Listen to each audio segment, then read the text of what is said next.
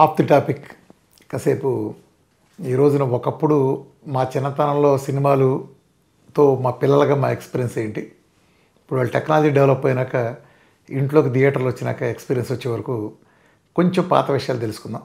Of the diet topic, regular డైటే కాదు, life style.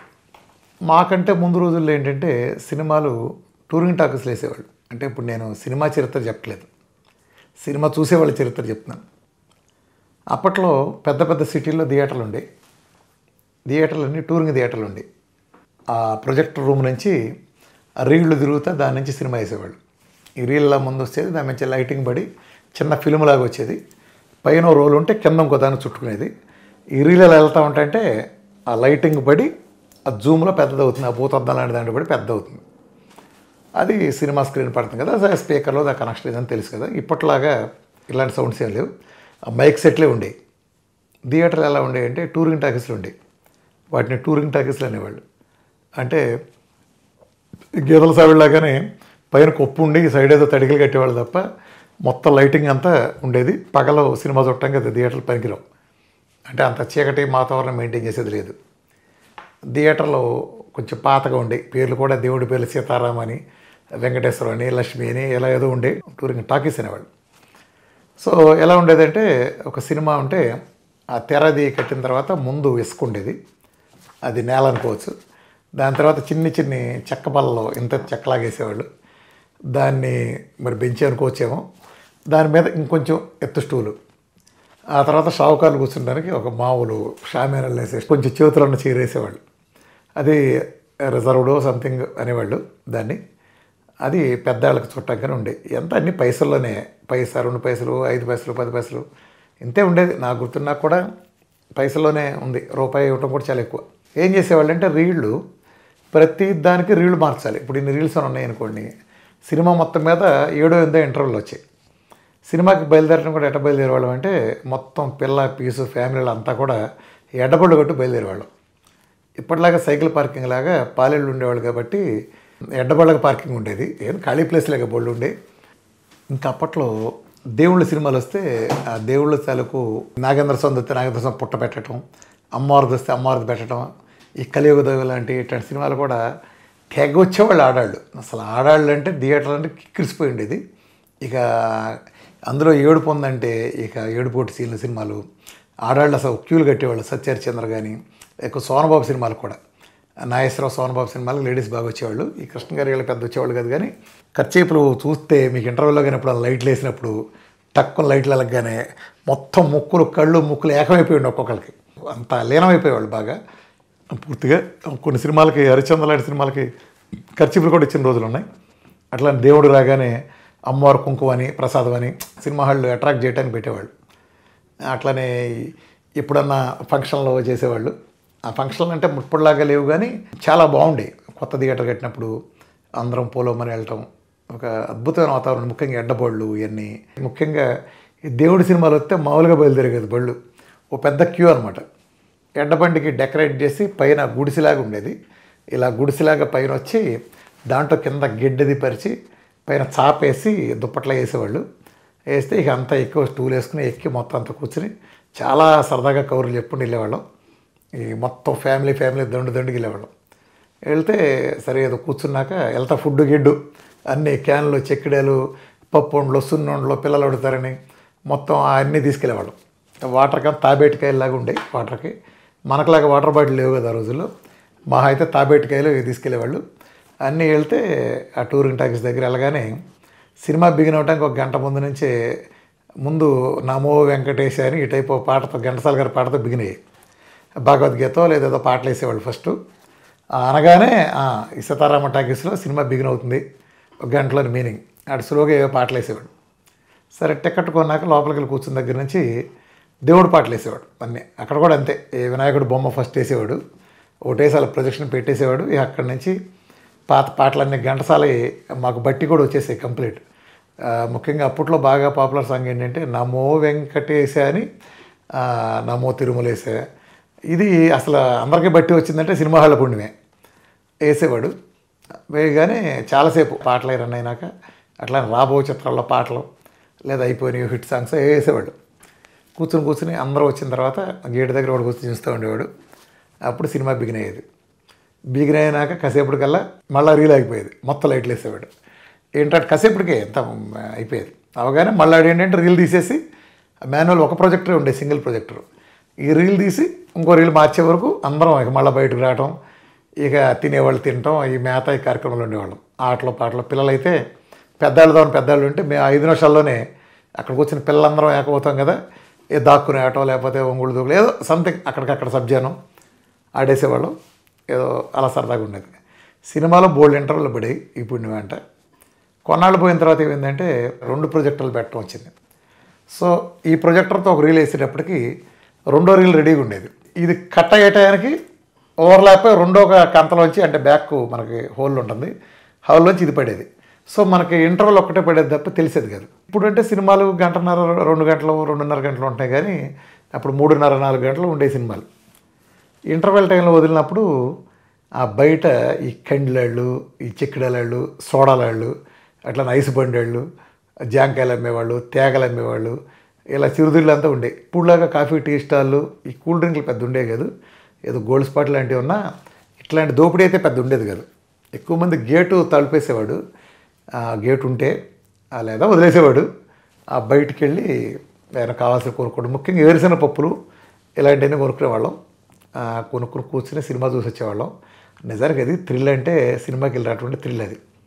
అట్లనే సినిమా థియేటర్ ఉన్న ఊళ్ళ సంగతి ఇది. సినిమా థియేటర్లు లేని ఊళ్ళు వేలకు ఊళ్ళు ఉండి వాళ్ళ కోసం ఏం చేసేవాళ్ళు అంటే, ఇప్పుడు ఊళ్ళో ఏ రైతో లేకపోతే కొంత బిజినెస్ మీద ఆసక్తి ఉన్నాళ్ళు ఎన్టీ రామారావు గారితో లేకపోతే ఇంకోళ్ళతోనో ఏ కంచుకోటనో అని ఏదో సినిమా ఒకటి పెట్టి ఒక షో తెచ్చి ఊళ్ళో వేసేవాళ్ళు. ఊళ్ళో ఎలా వేసేవాళ్ళు అంటే ఒక చిన్న స్క్రీన్ స్టాండ్ లాంటిది పెట్టి దానికి ఒక స్క్రీన్ పెట్టి కట్టేవాళ్ళు. అంటే ఒక తెల్లగొండ కట్టేవాళ్ళు. ఏ కోటేశ్వరరావు గారితో లేకపోతే వెంకటేశ్వరరావు గారితో మామూలు దొడ్డు తీసుకునేవాళ్ళు. అదంతా శుభ్రంగా ఊడ్చి నీట్గా చేసి 4 గోడలు ఉంది అది పెట్టి లోపల ప్రొజెక్టర్ తీసుకొచ్చి దాని దగ్గర రీల్తో సినిమా వేసేవాళ్ళు. దానికి పబ్లిసిటీ. నేను ఇందా చెప్పిన టూర్ ఇంటాక్స్ సినిమాలకు కానీ దీనికి కానీ ఎలా ఉండేదంటే, ఆ రోజుల్లో రిక్షా మీద ముందు వెనక వచ్చేటట్టు మైక్ పెట్టేవాళ్ళు, పక్కన సైడ్ ఇది కట్టే సినిమా పోస్టర్లు అంటించేవాళ్ళు.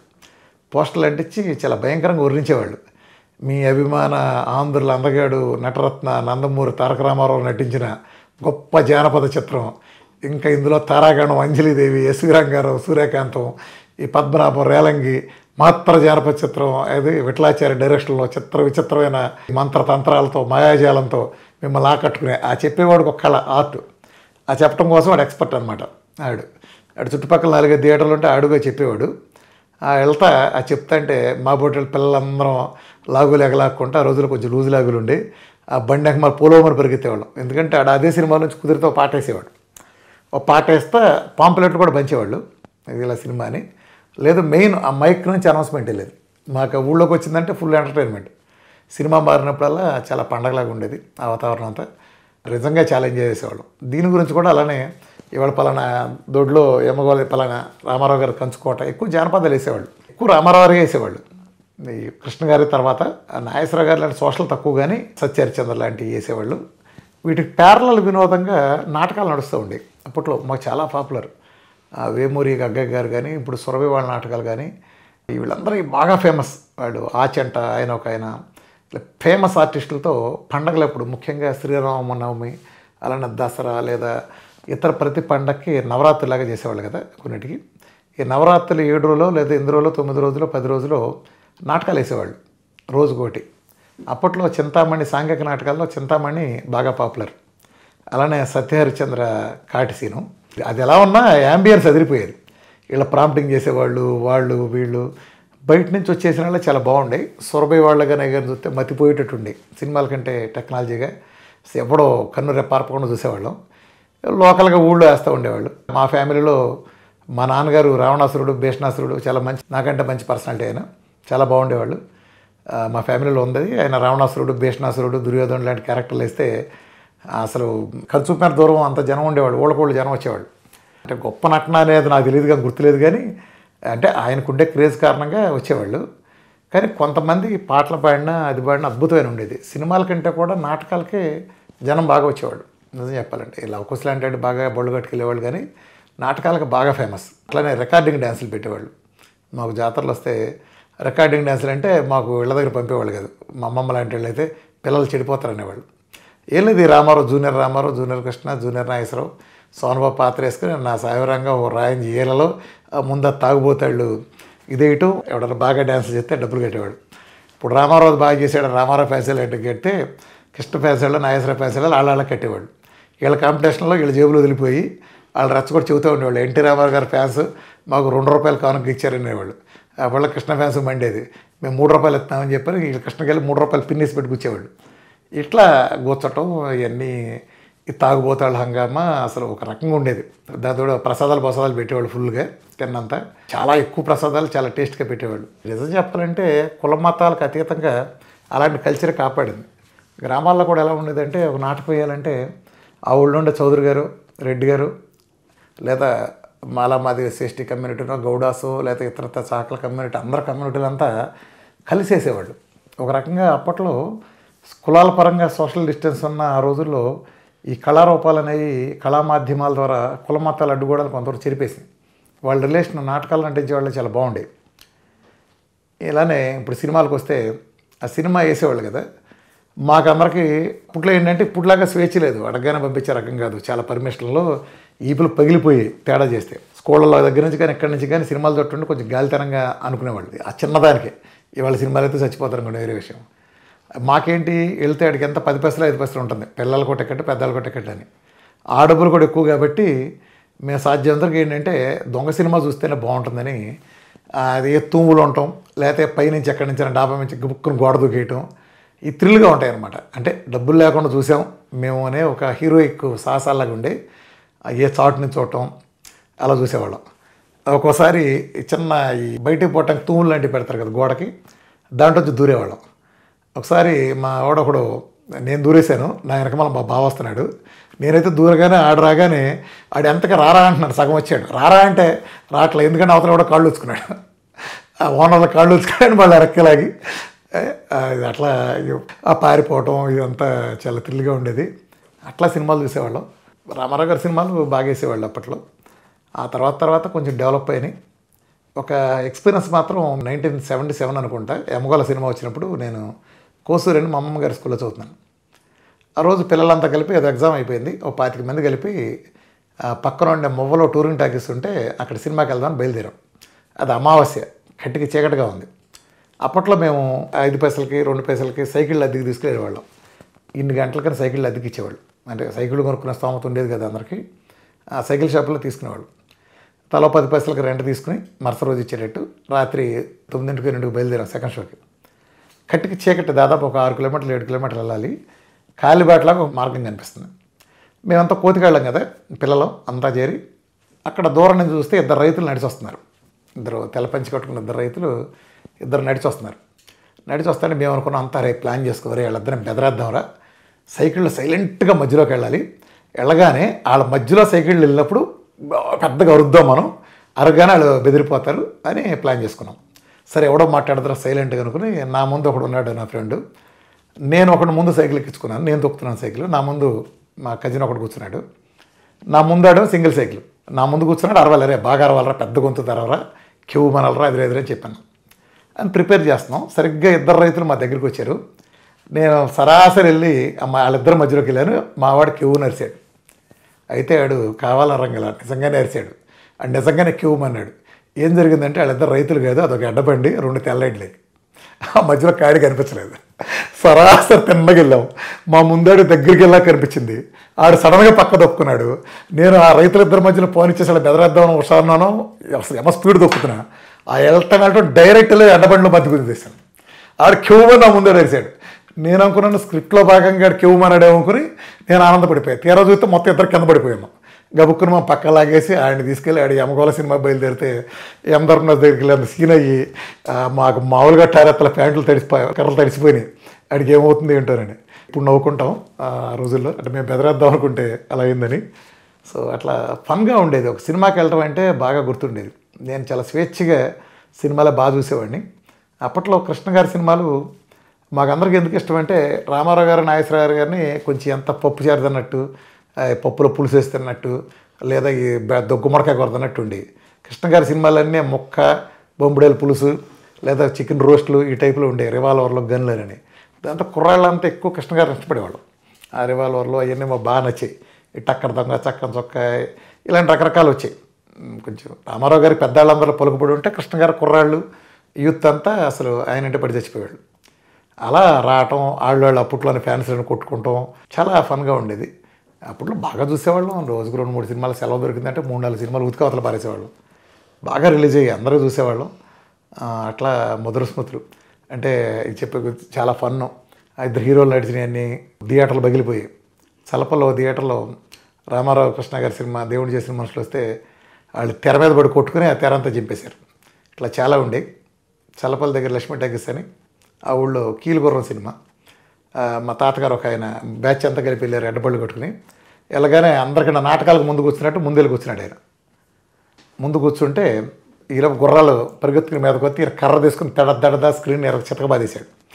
చితకబాదేది స్క్రీన్ అంతా జరిగిపోయింది. థియేటర్లో వచ్చి గగ్గోలు పెట్టి ఏంటంటే వాళ్ళ ఎదురు ఆళ్ళబాది అడిగినాయి, వేద వల్ల సన్నాసులారా డబ్బులు తీసుకుని మా మీద గుర్రాలు తోలుతారా మీదకని. అవి మీదకి రావు పెద్ద ఆయన ఎన్ని చెప్పినా ఇలా చివరికి వాళ్ళని తిట్టి కొట్టి వెళ్ళిపోయాడు. ఇంకెప్పుడు సినిమాలు రాను, గుర్రాలతో దొక్కించేవాడు, కొద్దిలో తప్పించుకున్నాను అని. ఇట్లా చాలా ఫన్ ఒపీనియన్స్ ఉండే అంతా. ఇవాళంటే టెక్నాలజీ మారిపోయింది. మారిపోయినాకే సినిమా చుట్టూ థ్రిల్ లేదు. నిజం చెప్పాలంటే ఆ రోజుల్లో ఒక సినిమా వచ్చిందంటే దానికోసం ఎదురు చూడటం, అది సినిమాకి వెళ్ళటం, ఎంత థ్రిల్గా థియేటర్లో కొట్టుకెళ్ళటం. టిక్కెట్లు దొరకాలంటే చొక్కాలు చిరిగిపోయాయి. చిరంజీవి గారి సినిమాకి, కృష్ణ రామారావు నాగేశ్వరరావు సినిమాలకి అసలు క్యూలో నిలబడితే ఎట్టా బయటకు వచ్చేవాళ్ళో తెలియదు. అది పీస్ అయిపోయి వచ్చేవాళ్ళం. తుక్కవతల పారేసేవాళ్ళు, బతుకు చూడే అనుకునేవాళ్ళం. అయినా టిక్కెట్ చేతిలో పడగానే ఆనందమే వేరు. ఒక్కోసారి మొహాన్ని వేసేవాడు, కౌంటర్ కరెక్ట్గా మూసేసేవాడు. ఇక ఎన్నో ఆ డిసప్పాయింట్మెంట్లు, అద్భుతమైన థ్రిల్ అదంతా. ఇవాళ ఈ ఆన్లైన్ బుకింగ్లో ఇంటి పెడితే నెట్ఫ్లిక్స్లో సినిమా, యూట్యూబ్లో సినిమా, ప్రపంచంలో సినిమాలన్నీ. ఇంగ్లీష్ సినిమాలకు వెళ్ళేవాళ్ళు అనుకోండి, ఏదో ది బర్తనో ఏదోటంటి సినిమాలు వస్తే చాటున దొంగసాటికి వెళ్ళేవాళ్ళు. చిన్న సీన్లకే ఏమిటి వచ్చే నా బొంద ఇంతంత చిన్నటికి. ఇవాళ అయితే ఈ పిల్లలకి చూసే వాటిలో పోతే 1,00,000 వంతు కూడా కదా అది. ఇవాళ ప్రపంచం ఇదిగో దీంట్లోకి వచ్చేసింది. వీళ్ళకి ఏది కావాలంటే అది, దీనికి వాల్యూ లేదు. ఎప్పుడైనా గుట్టు ఇలా ఉంటే దాని వాల్యూ ఉంటుంది, ఇట్లా ఓపెన్ అయితే వాల్యూ ఉంటుంది. ఈ దేంటోనూ ఉండదు వాల్యూ. అట్లానే సినిమా బతుకు కూడా అలానే అయిపోయింది. మా వరకు అయితే 100వ రోజున ప్రేమాభిషేకంకి వెళ్ళి టికెట్లు దొరక కొట్టు తెచ్చేవాళ్ళు, చొక్కాలు తిరిగిపోయి. అల్లూరి సీతారామరాజు ఏదో అన్ని సినిమాలకి అందరికి అలానే ఉండేది. అసలు ఆ థ్రిల్లే వేరు. ఒక టికెట్ సాధించడం అంటే ఎమ్మెల్యే టికెట్ సాధించినట్టు ఉండేది, సినిమా టికెట్ సాధించడం అంటే. ఆ థ్రిల్ ఇప్పుడు ఎక్కడ ఉంది? ఆన్లైన్ బుకింగ్లు, మళ్ళీ అక్కడ ఫుడ్డు, ఇవాళంతా కాంప్లెక్స్ వాతావరణం. సింగిల్ థియేటర్లు పోయి మల్టీప్లెక్స్లు వచ్చినాయి, రేట్లు ఎక్కువ. థియేటర్ అంటే రామారావు గారు, కృష్ణ గారు, చిరంజీవి గారు కనిపించారంటే ఏళ్ళలో కేకలో పేపర్లు చింపేసి అల్లకల్లోలం చేసి థియేటర్ని డెకరేషన్ చేస్తే కానీ ఆ సినిమా చూసిన థ్రిల్ ఉండేది కాదు. ఇవాళ కాంప్లెక్స్కి వెళ్ళటం, కామ్గా రావడం, సినిమా చూసిన ఫీలింగ్ అనిపించట్లే. ఏదైనా ఆ రోజులు చూసాం మేము, ఈ రోజులు చూసాం, అదృష్టవంతులు అనుకుంటున్నాం. ఇప్పుడు వాళ్ళకి అన్నీ ఓపెన్ అయి ఉన్నాయి కాబట్టి వీళ్ళకి అంత థ్రిల్ ఉండే అవకాశం అయితే లేదు. మేము మాత్రం విపరీతంగా ఎంజాయ్ చేసామని చెప్పచ్చు. ఇంకోటి ఏం చేసేవాళ్ళం అంటే సినిమాకి రీలు ముక్కలు దొరికే విడిగా థియేటర్ల దగ్గర. ఆ రీలు ముక్కలు అమ్మితే ఇంత రీలు ముక్కలు తీసుకుని ఏం చేసేవాళ్ళం అంటే ప్రొజెక్టర్లు పెట్టి పెద్దదిగా చేసేవాళ్ళం. ఓ భూతద్దం కొనేవాళ్ళం. గదంతా కటికి చీకటి చేసి లోపల పంచోటి కట్టి ఒక స్క్రీన్ లాగా ఈ తలుపు దగ్గర నుంచి ఎండ అద్దం పెట్టేవాళ్ళం. ఇలా అద్దం పెట్టేవాళ్ళం. ఈ అద్దం నుంచి సూర్యుడు ఎండ ఎలా వస్తే ఇంట్లోకి వెళ్ళేటట్టు అద్దంతో చేసేవాళ్ళం. ఆ వెళ్ళే చోట ఫిల్ము అది పెట్టేవాళ్ళం. భూతద్దం పెట్టి ఇలా జరిపేటట్టుగా అడ్జస్ట్ చేస్తే పెద్ద బొమ్మ పడేది అనమాట. ఇంత ఫిలిం నుంచి పెద్ద బొమ్మ వేస్తే మేము అదేదో ఎవరెస్ట్ చక్రెక్కినట్టు ఫీల్ అయిపోయేవాళ్ళు. ఆ మొక్కలన్నీ బయట అమ్మేవాళ్ళు 2 పైసలు 5 పైసలు. లేదా థియేటర్ల దగ్గరికి వెళ్తే డస్ట్బిన్లో దొరికి నేను బోల్డ్ కలెక్ట్ చేసి పెట్టేవాడిని. లేదా వాటిని అంటించి ఒక రీల్ లాగా చేసి తిప్పేవాళ్ళు, ఒక డబ్బాకి చేసి ఒక చక్రంలాగా పెట్టి దాన్ని తిప్పుతా అంటే ఈ లైటింగ్ ఇలా చోట కదులుతూ ఉండేది అనమాట. ఒక్కో బొమ్మ ఇలా చూపిస్తూ ఉండేవాళ్ళు. ఆ చూపించినాడు పెద్ద టెక్నాలజీలో పెద్ద దేవుడి కింద లెక్క. ఇవన్నీ మేము చిన్న చిన్న సరదాలన్నీ అనేక అనిపించాం. ఈ జనరేషన్లో చూస్తే నిజంగా జాలేస్తుంది. పాపం వీళ్ళకి ఏం తెలుసు, ఏం తెలియదు. ఆన్లైన్ బుక్ చేసుకుంటాం, సినిమాకి వెళ్ళడం, లేదా హోమ్ థియేటర్లో చూడటం. మనం బాగా డబ్బులు సంపాదించాం, కారుల్లో తిరుగుతున్నారు, హోమ్ థియేటర్లో. వీళ్ళకి ఏం తెలిసి థ్రిల్ అంతా. ఏదైనా మన జనరేషనే. సో ఇలాంటి అవకాశం కూడా మాట్లాడుకుందాం. Thank you very much.